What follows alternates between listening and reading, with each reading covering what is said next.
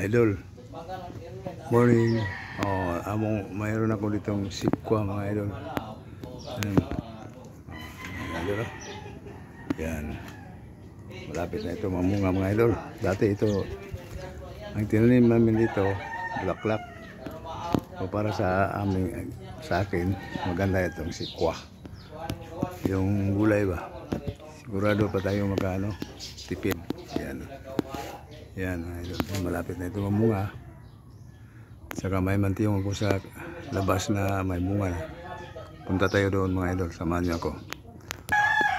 Guys, mayroon po na ako ditong itawag na kamuting ginting guys. Masarap ito sa gulay guys.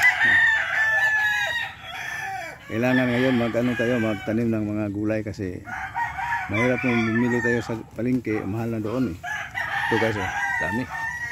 Saka mayroon pa akong malunggay guys. Kompleto ito eh. May manok pa ako panghalo guys. Yan guys.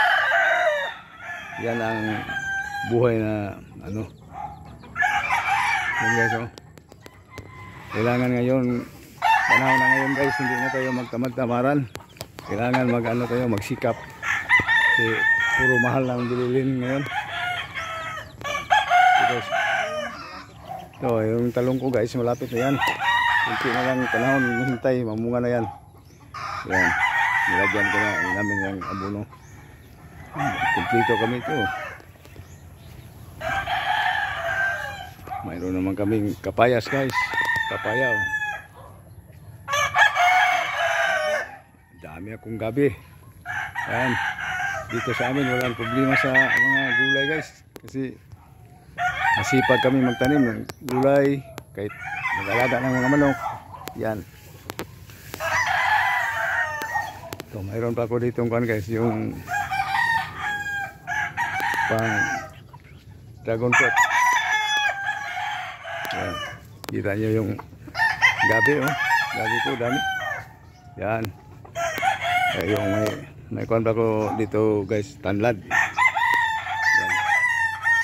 Ito yung ayan, yun na guys ang ipakita ko sa inyo yung dati yung tinanim namin dito, di ba? Kita nyo yung ipakita ko sa inyo na nagawa kami ng bahay-bahay sa mga mantiyong.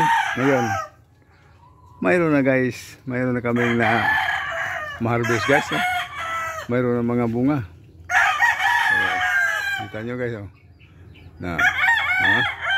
yan. Sunod na araw ito guys, ang sunod na linggo, dami na itong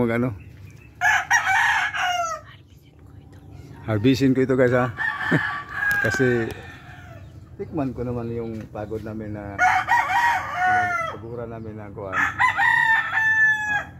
Ito guys, alam nyo kung anong gawin ko ito. Lagyan ko itong sardinas. Masarap yan. Lalo na kung lagyan natin ng manok. Sarap. Marami kong manok dito guys. Ihalo dito guys. At saka yung pwede naman kuwan ka dito, kuwan ka ng munggo. Tapos lagyan ng niyog. Sarap. Yan. Ayos na guys. Tulo-rawan yan. Kunin ko ito. Sobrang laki guys mga 2 kilos. Magkano siguro ang kilo ngayon? Siguro sa palengke 50 sa 50 ganyan. So konsumo lang ito guys sa bahay guys. Kasi ito naman magtanim kami talong kahit para pang bahay lang yan. Yan guys, salamat sa inyo.